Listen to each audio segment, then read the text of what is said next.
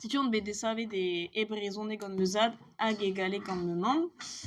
Kaset on bet d'ar skol diwan evet just. Ar skol diwan e Montroulez. Siwaz meus ket dalc'het da vont d'ar skol diwan betek pen e dont d'ar skolaj publik war lec'h, met dalc'het meus d'ober gant ar yezh. War lec'h ar vachelouriez meus di babet mont da studia e bro Egypt e Cairo, le Caire. Pe givre eo an sot gant an egyptologie. Ha setu on chomet blavez e bro Egypt, hag edon kud goude ur blavez sablamant an dispar war c'horvezet e bro Egypt ar marese, setu oa deuet da vezañ an tammig diez evidont plarioù ank mem a unan chomeno. Distroedon da Europa, dalc'het meus d'ober gant ma studioù war an archéologiez hag an egyptologiez e Strasbourg da gentañ tout. A war lec'h meus grit un doktorelez, un doktorat, etre Paris hag bro Gembre, skol-veur Abertawe, Swansea, marteze on vezout a red an anv. Setu da ouvilugen e pad ar c'hovid e meus echuet gant ma studio etre Paris a bro Gembre. Tapet ganin an doktorelez war an egyptologiez a di bet meus dilezel pep tra evit distreiñ da Vreiz. Da larede pa oan e Paris vel ma neus lare job, gret mo an aodegez gant la mission bretonne ti a Bretonet. Gazo ur gevredigez kreñv e Paris, ur bern bretonet a zo chom e Paris hag ur bern brezonegerien eus penze. Hag an ti a Bretonet ez eus un eil gevredigez a zo liammet an vet ti ar brezhonek. Job a zo c'hoaz prezident ti ar brezhoneg goude zo ket pet blavez. Hag edon da labourat da youlvad evit ar gevredigez-se, edon da vezañ el sekretourez ar gevredigez, bep merc'her e veze aozet ur pred e Paris e brezhoneg penn-da-benn, hag a to e teue petri dek pe ugent den nebeutañ, pez n'eo ket fall, e Châtelet-Léal, soñj meus. Aozet e veze stajoù beer gant eont, diwar-benn an distagadur, ar yezadur, evit a re a oa o teskiñ ar yezh dreist-holl, pesegur ez eus ur bern tud o teskiñ ar brezhoneg e Paris. Ha plijadur meus bet o labourat gant ar gevredigez pad blavezhioù. Hag ur wech distroet da Vreiz, ar distroedon da Vreiz bet e Kemper, n'eo ket normal. Ma gwaz no a kavet labour e Kemper. Ma merc'h ennañ zo bet ganet, a dibabet emeus ober studioù war ar brezhoneg, evidemment un tammig pelloc'h gant ar yezh, a donoc'h, a kreñvat, a gwelat, ma live yezh. Hag ret meus an aotregez war ar brezhoneg dre Lizher e Roazhon, une licence de breton par correspondance. Hag edo-evel daou an ugent e bet kinniget gant rener a labo, directeur du laboratoire, ober un eil dezen ar wechman war ar brezhoneg. Penketañ moa ket c'hant ober un eil dezen, figur studioù hir moa gret dija e don skuizh gant ahe.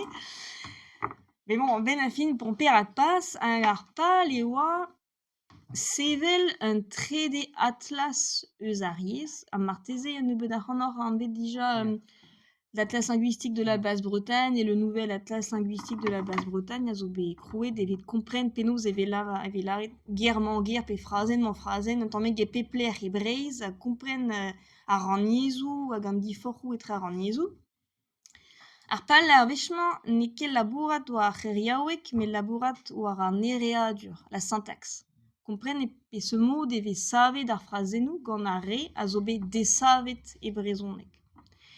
Setu, ma enklask a zo a tersitut a bep rumet hag e peplec'h e Breizh a zo bet desavet e brezhoneg. Da larede tud a zo bet boaz da gojeal e brezhoneg pe gant o sad, o mamm, pe gant an daou, pe gant ur yont, voere, neus forzh unan bennak a baoe ar vug a-leaj petek bremañ, tud a zo lokutor natif el ma velaret.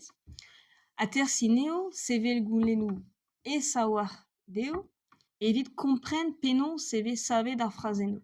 Un nebeud ar c'honoc'h zo bet aterset ganin hag a din dija. Etu edon un tammig e peplec'h e Breizh, bro Leon, bro Dreger, bro Gerne, bro bihan ien, tammig e peplec'h a Morbihan. hag a terset eus tud a bep rumet, tud a zo bet ganet blavejoù tregont, daou-ugent, an terkant, tre-ugent, degat tre-ugent, pevar ugent, dek a pevar ugent, a daouvil, a reioankan a zo bet ganet daouvil 16, hag a zo bet desavet pe pendaben pe an ter brezhoneg galek. Hag e gise e teuan a-benn tamm da gompren ma zeus c'hoaz difoc'h bras etre ar an yezhoù, bet ma oa petek bremañ, bet ma oa rok peget, ha daoust-hini ez eus difoc'hoù etre ar rumadoù peget. Ha pegoulz e istor ar yezh ez eus bet ur seurt troc'h e gise gant ar rumadoù, quoi. Pe zo dedenus kenañ, peogwir e barzh ma zonj, an troc'h a oa degouezet d'ar blavejoù an terkant. Am eus kroget gant an enklask e sonje din, bon, ar cheñchamant niez a zo c'hoarvezet d'ar blavejoù an terkant. A war lec'h ez eus un troc'h spontus etre ar brezhonegerien. Ben a fin e zonj din en tammig diwezhatoc'h. Un troc'h a zo c'hoarvezet moarvat d'ar blavejoù dek a tri-ugent, a war lec'h e vez gwelet ur cheñchamant. A re o deus dibabet desevel o bugale e brezhoneg a oa stourmerien davat. War bouez un nebeud familhoù, mais dre vras c'est stourmerien. Alors, gant a re goz, bon, on va bat vez an peget gant ar gerze, mais gant a re goz e sawar, gwelet e vez c'hoaz an difoc'hoù etre ar an yezhoù, pre lec'h manlec'h e Breizh, un difoc'h ave gwelet ivez gant a re a zo tom ouzar skrivet, hag a re a n'int ket boaz da lenn pe da skrivañ e brezhoneg, a re o deus studiet ar yezh, a re no deus ket studiet ar yezh, pe zo a re a zo laouen da zegemer ar c'hanon ha da vezañ a terset peurvuiañ o deus desket ar yezh, o deus studiet ar yezh. Setu an beout a ran un tammig pe noz lenn a skrivañ ar brezhoneg. Diez kenañ e bremañ kavout tud an eus on netra diwar-benn ar yezh skrivet. An hollre a zo tomoù zo yezh bremañ a felde emont un tammig war-raok gant ar yezh skrivet. Gant a reioan ket disañvel, pe zegur an hollre a zo bet desavet e brezhoneg da gentatout neus ket kemen a dra dudioank a zo bet desavet e brezhoneg a dud kroz e vez just peogwir ez eus bet un troc'h cheñchamant niez a zo bet er bro. Neus ket kalz an eo, muioc'h evel ar pezh a velaret da'm zonj, me gav din ez eus miliadoù memes astra. Ha n'eo ket kantadoù pe muioc'h a zo sklaer eo. Tud zo e touesk a reioank a zo bet disavet pendaben e brezhoneg gant tad amañ, peurvuiañ e gant an tad pe ar vamm epken, tud a zo bet kaset d'ar skol diwan, tud a zo bet kaset d'ar skol diouiezek. Hag an difor bras a zo etre a re o deus bet ar chañs da gojel gant o sud-kozh, hag a re no deus ket bet ar chañs da gojel gant o sud-kozh. A re e vez gwelet un difor davat. A war lec'h e vez gwelet un difor etre a re a zo tomm zo yezh hag o deus dibabet studial ar brezhoneg hag a re o deus paouezet goude ar vacheloriezh e dimant. A re e vez gwelet diforc'hoù disañvel eget gant rumadoù ar re goz. Setu evit bremañ emaon o echuig gant an atersadennoù. Setu ma zeus tud amañ a feldo bezañ aterset ganin, ne bat ket pell, plijus eo, eskenañ eo, laouen e vefen da aterse ar c'hanoc'h. Emaon o treuz skrivañ tout an atersadennoù, da lâret transkrier. Alors, a chans emeus, peogwir ar blamañ, marteze peus klevet komz eus gweltas du Val Gwennak. Ya. Tapet gant an priz ar brezhoneg, e daouvil d'an pemp an ugent. Gweltas neus savet ur meziant un logiciel evit treuzskrivañ ar brezhoneg. Ar bern a zo evit ar galek ar saozneg hag ar yezhoù all, me ne oa ket evit ar brezhoneg. Setu tout an dud evit don a oa water si tud evit kompren penaos evit kojet e brezhoneg. Ret eo a deon treuzskrivañ an unan war lec'h. Ha se a c'hell kemer ur vechoù, pa ne ket devechoù a diez kenañ, e pe blavechoù. Donc evit don e vefe blavechoù. A drug a ret deon, bremañ ez eus ur meziant, a c'hell ober an draze war-eeun, da la rede lakaet eve an enroladenn e barzh, a goude diou, teir, peder minutenn, e teu an destenn skrivet o gos mat kenañ. A rede kempenn un tamm, tennañ traoù zo, me made, quoi. Setu evit di elfennañ analize le texte e eskenañ. Mont a ra buan kenañ. Chans emeus peogwir ar blamañ en deus kaset e raktrez da benn, skignet en bannet d'ar meziant gantan hag eo ar blamañ iem eus dibabet ober entre skrivañ eus an enroladennoù. Setu mont a ran bu an noir, pezomat, hag emañ o sevel bremañ tamm an atlas, quoi. Evit lakaat an dud am eus a terset war ur garten, a golet ma zeus diforc'hoù etre a ran niezhoù peget.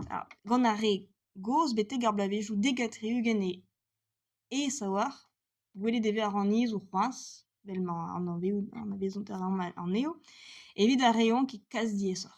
Kas diesor tud a zo stagouz ur raniez, peogwir e raniez o familh, peogwir in tomm ouz a ranieze, tutot ur bern tud a zo bet ganet de brezuel da skouer, e bro galo, lar ne vez ket komzet brezhonek, me au sud o deus dibabet deski brezhonek, peogwir e yezh ar vro evito, a desevel o bugale brezhonek war ler.